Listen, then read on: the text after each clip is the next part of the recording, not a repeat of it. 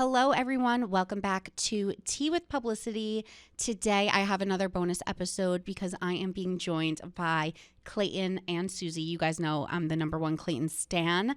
Obviously, some questionable behavior, but I'm really happy. I only have them 15 minutes, so I am going to do my best to be the voice of the viewer and get as many questions that haven't been answered yet asked, and hopefully they deliver. So enjoy this interview. Don't forget to subscribe, rate, review. We do pop culture episodes every single week, and yeah, here's the interview. How's it going? Hello. Hi, nice to meet you. Nice to meet you. Nice to meet you. First of all, I am a huge Clayton stan. I have been riding for Clayton all season, being like, Yes. guys, I think he's a good person. I could see it. I'm intuitive. I just know it. So that said, I am going to ask you some questions, but I do want to ask you things that hopefully not everyone's asked you, because I know you've been doing press all day and you're probably getting the same questions on repeat. So hopefully we could have a little fun too. Love Look it. forward to it. Yeah. So I think for me, what I thought was most interesting is usually the cameras follow the couples after the show during their happy couple weekends, and we kind of get to see some footage of them. What was hanging out like after the show? What did that really look like for you guys? Because we didn't see any of that, and I haven't really heard much about it. I'm kind of just wondering, where were you guys hanging out? How much time did you spend together? And was it extended periods of time? What did that look like? Yeah, we would most of these trips, I'd say, were 4 days, and we were in these houses for 4 days in the houses, nowhere else. I mean, you obviously can't go out in public, so 24/7 we were attached to the hip. I feel like we really, of the six or so, I think we did. Yeah. We might have maybe been in a different room for 3 hours, maybe 3 hours total. Yeah, total. There was a few times where she's like, I'm gonna go outside and get some sun, and I'm like, all right, I'm gonna work on my computer in here. That was it. But other than that, we had so much time together. Yeah. And we'd spend the time. We both talk a lot, so We're chatty. yeah, very chatty. So we'd spend a lot of time doing that. She's got me doing TikToks and such. She's she's tech savvy. That was fun. We were doing a bunch of crazy dances. Yeah. We cooked. Pilates. We did Pilates. Yeah. Did you go out in disguises at all, or did you just keep it to the house? No, we weren't that bold. Oh yeah, we couldn't go out in public, but I did have to travel in the airport each time pretty far. It's 10 hours to go from Virginia to LA. So I would wear kind of the most ridiculous, not ridiculous, but I would just be in sweats, layers, high socks, gym shoes, hat, mask, hood up. And I just looked do not bother me. I'm not that person, but in that moment I was like, I can't be seen, because if they piece this together, they'll realize we're together. So I just looked crazy every time I was going to and from the airport. Yeah, when she showed up to the house, I had to call her phone. I was like, there's somebody standing outside the door. I just want to confirm it's Someone you. sketchy is outside. Yeah. Someone super sketchy I is think here. they're going to rob me. They have a hat on, sunglasses, and a hoodie. Yeah. That's so Face is funny. covered. Yeah, so Yeah. did your family, or did you guys get to hang out with each other's families, or did anyone know? Because you guys did have an unspoiled season. So Yeah. it seems like you guys were pretty quiet. Listen, I can keep secrets, but I also have a lot of great people in my life that I did tell. I absolutely confided in my best friends, my family, and you know what? Hey, they did a phenomenal job keeping it quiet because it didn't get out. So I had trust in them, but I obviously was so excited that we were talking that I couldn't hold that in. Yeah, and I confided a lot in I have a really close group of friends, girlfriends, best friends that I've had for over 20 years. So there's a very small handful of people that I did trust with the information and really confided in them. It's to not have your girlfriends around when you're dating somebody new on the show. That's one thing. You make girlfriends on the show, but I really was able to lean into those friendships as Clayton and I restarted, and most of them are in happy relationships and they had great advice, and our parents are super supportive, really excited. We weren't able to spend time with each other's families and friends, but we have plans already. Like I'm going to go to Missouri for a little bit. And then obviously Clayton coming to Virginia. We're probably going to do a little barbecue with my parents this weekend.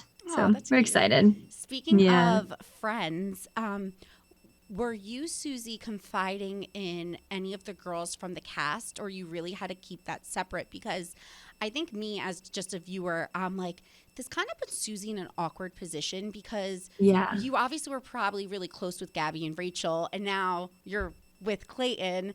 And was that an awkward position? Were you even talking to those two girls? Like, did they know how this kind of ended up?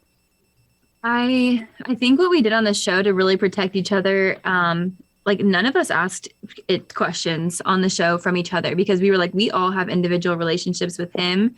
And he treated those relationships individually. So we didn't cross those boundaries. And I think leaving the show, I also didn't really want to cross those boundaries. And it was a really difficult position because we didn't have a title. We didn't know where it was going at first. We were in communication as two people that loved each other, not knowing where that was going to go at first. I was able to confide in Gabby and Marlena, Serene, some of my best friends from the show, just in general, as friends, were able to help me just leaving the show in general and figuring out, what my life was going to look like after the show. So I was really able to lean into those friendships for sure. And honestly, the women from our season were incredible. So I could have trusted any of them, but I also realized the situation I was in was tough and unique. I feel that way because I was thinking it must be hard when you respect the women and you respect Clayton, obviously, and then you're listening to them be hard on him and have feelings of distaste for him. And then it's kind of like, it's an awkward line to balance, I would imagine. Oh, yeah, that's very true. And we talked about last night, obviously prior to going in, and it's like, these are conversations that you owe these women. We both were really upfront about Clayton, and I say Clayton's made mistakes, but we all made mistakes. Mm-hmm. I made mistakes for sure, but Clayton is the one that has to answer to them because he was the Bachelor. So we both knew that those conversations were going to happen. And I think the women were very well spoken, and it was heartbreaking to hear that devastation and to hear just how hard it was for them. So it was hard, and it's a tough position to be in. And I wish that I wish they could have the clarity that I have and know that, and, I heard Gabby say this last night. She believes you never had malicious intent at all. So that's something I learned, and I know to be true from you, is that your heart was in the right place. So yeah, it's tough, but I hope they can see him for the man that he is, which is a good person who was in a tough role. The being the Bachelor, I mean, I don't know how people do it, but it has to be one of the hardest things that people experience. I mean, you're never really going to come out looking amazing as the lead, I think, because tough decisions need to be made, and you're put in situations that are hard to navigate. And honestly, quite frank, they're not normal situations. Like, when else are you doing these things in life? One thing that I thought was really interesting was all of the interviews I was listening to, specifically the one with Nick that you did, which was great. I kept hearing, him talk about, and you talk about how with Clayton, you're helping guide him, and, you guys you're giving him constructive criticism. So I want to know, Susie, what do you have to work on in the relationship? Because we've all bashed Clayton enough. So Clayton, this is your time now. What does Susie lay it on me? What is Susie what's something that you could bring to the relationship that maybe you're still working on? I'm curious. Oh, specifically to me? I thought you were going to give it to him to give to me. Both of you. We've talked about this. We both, I'm very stubborn. I think I know this about myself. I lead with kindness, and I believe in treating people well, but I am very stubborn, and I have trouble asking for help, and that can bring me to bad places. And Clayton has told me, and we've both, on the podcast I said, I've given a lot of constructive criticism, and Clayton is better than any boyfriend I've ever had at implementing the things that I've told him into his actions. And like, this is something that I do need to work on, is like, when you give me feedback or criticism, like sometimes I feel justified in my ways, and I need to work on that in myself, because like, yeah, that's like one of the highlights of who Clayton is like, he wants to grow, he wants to learn. And every piece of like information that I've given him of like, this is how I feel loved, he has stepped up and done better than any boyfriend I've ever had to make changes and like love me the way that I need to feel loved. And so I think for me, that's something I need to work on as well, is not being so stubborn and asking for help, asking for advice, and not just taking things on and assuming that I can handle it because it's my responsibility. What do you think? Would you agree with that? Yeah. What do you? Well, I think we've had that discussion. Yeah. So that was something that I wanted to talk to her about and say, hey, like, this is something that I've noticed, and what is this rooted in? And is just so you're aware, I mean, is there any way that, you can see the side of where I'm coming from? And she said, yeah. So, that insight is something that we both talked about. And yeah, I mean, nobody's perfect. Yeah. And what's so great though, is that she's just as understanding that obviously a relationship is two-way. You can't expect one person to give and the other person just to sit there and take. It's a give and take both ways. So, yeah, we both know that. And we both know that at the end of the day, if whatever it takes to make this work, if we truly love each other, we will make those sacrifices where we see fit. Yeah, totally. And it seems like you guys have really great communication, which I think obviously helps so much. Clayton, I do have a question specific for you. So I think some people had felt like you weren't, like, what's the word I want to use? Like, you weren't apologizing enough, or you weren't empathetic enough. You weren't just saying, you were taking accountability, but you weren't just being like, oh no, yeah, I was an asshole there. Is there anything about that you wish you could have changed, like wish you could have said sorry more, or do you stand by the way you handled everything?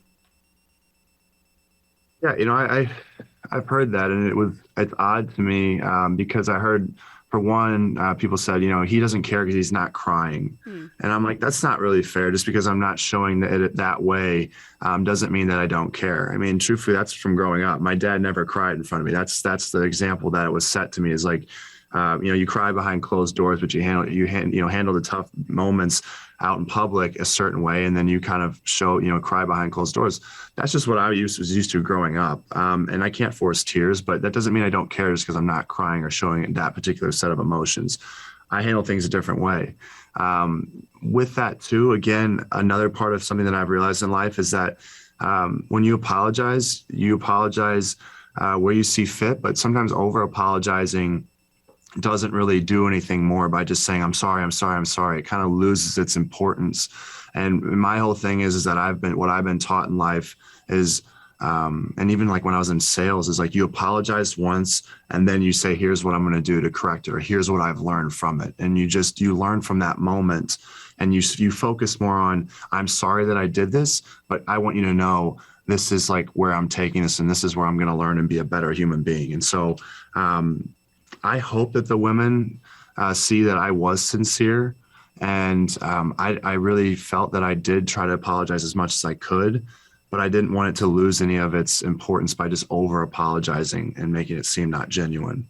Totally. And for the record, I completely agree with you. I just kept hearing that come up too, and I was like, well, I feel like taking accountability sometimes is bigger than apologizing, when you could be like, yeah, no, I was wrong. And I agree with the whole crying thing. Just because you're not crying doesn't mean that you don't have emotions. Do you think any of that stems from being an athlete? Because to me, like, this is someone that's been an athlete, and I could tell that you were handling things kind of like you said, you grew up, you cry behind the scenes. It kind of came across more like that to me than you not feeling bad. It just kind of seemed like the way you grew up. So do you think that had anything to do with growing up as an athlete? 1,000%. Specifically with football, it's the environment of, be a man and handle it yourself. And when you face adversity, like buckle up, like don't go into a corner and ball up and cry. Like, it's kind of that be a man, which is like real men can cry. They can show emotion. I did on the show at certain times, but a lot of times when faced with adversity, the way that I'm hardwired, it's like to say, okay, here's something coming your way. Don't run from it. Face it head on, because you owe it to whoever it is, to yourself, to either grow or to that person that you've affected. Be real with these people and real with yourself. And that's something that football taught me was like, again, like don't run from things. You attack it head on. And if you attack it head on, you become stronger through it and you learn those lessons. And I think that might have just been from like alpha personalities all in the football locker room where it's just like, real men handle adversity and face it head on and don't run from it. And so that's just, I guess, maybe that's just the football environment. That's just how it was and what I was used to being around. Totally. And let's be honest, if you cry too much, you're a wuss. If you don't cry at all, you have no feelings. It's kind of a lose-lose. So I think moving forward for you guys and knowing that maybe not everyone's going to be necessarily like rooting for you guys, how will you now enter the real world and kind of just shut off some of that outside chatter? I think, well, last week in general, we kind of both took a bit of a hiatus from our social media accounts. And that was really good for me just because it allowed us to really invest in ourselves and our relationship while we were like physically together. We were able to be together. So we were able to just spend a lot of time together and focusing on our relationship. But moving forward, yeah, I mean, we anticipated a lot of backlash. Like we knew what we were walking into. We were not surprised by anything really. But I guess, yeah, my stance on it all, somebody asked us a question earlier about online bullying. It's like, I have no tolerance for somebody spewing hatred or harassing me or Clayton on my page. And I'm like, I've never been like a big blocker, but I'm like, I'm quick to block. If you're going to like literally harass me, then like I have no issue literally removing that person or that ability from that person to protect my mental health and to protect my relationship. I'm open to constructive criticism, but I'm not opening myself up for harassment. And if I need to take a step away and just not look at my phone, that's fine too. But yeah, I also think like we are allowed to have this relationship. We're two adults in a relationship that we've decided to be in. And that's ultimately our business. So yeah, I'm doing whatever is best for me when it comes to facing that criticism. But I do hope that people, will see how much we love each other and how much fun we're having just finally being together. And now that we can share more about each other, I hope they'll be on board eventually, even if not right now. I get it. I was skeptical too. Everyone comes around. Look at Ari and Lauren and everyone comes around. But okay, last question, because I know you guys are in a time crunch, but you are moving in together, which you mentioned. Are you guys getting a place together, or Clayton, are you moving into Susie's place? Like, what are the details on that? Moving into her place. Yeah. And I guess when the lease is up or before that point, we'll probably have a good idea whether or not we'll be getting a place together or whether, well, listen, we have nothing, but we're thinking with a positive mindset. We're very rational, very realistic. But the way we see it is like, we're going to move in together and I'm sure we'll have a very, very great idea within the next month or two where we stand. We've kind of set up, established kind of like pulse checks. We're like, okay, like we can have these conversations whenever, but in 3 months, let's like sit down and have a conversation about how we're feeling, where we're at. And then my lease will be up, I think in September. So that'll be another great check-in point for us as a couple to be like, hey, like, we're not dating just to date and have fun. Like we both are taking this seriously and we can have those conversations, and we are really open and candid about it. And I think that's why we're so comfortable talking about it. Like, yeah. I think you guys, I'm rooting for you guys, and I think that you have such an open line of communication. I think you will prove a lot of people wrong. So I'm rooting for you guys, and thank you so much for giving me time today, and I'm wishing you guys nothing but the best. Thank you. Thank you so you were much. awesome. So great talking to you. Nice to meet you. Have a good rest of the day. You too. Bye. Bye.